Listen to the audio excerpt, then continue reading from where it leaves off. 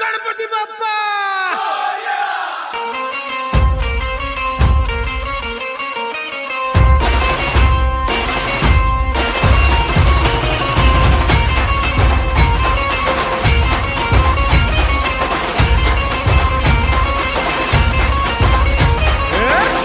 नमन करुणी वंदन इडा मांडून इडा देवाला इडा गावाला इडा पाटलाला इडा मंडळीला आम्ही सांगतो नमन तुम्ही ऐका हो गुणी जय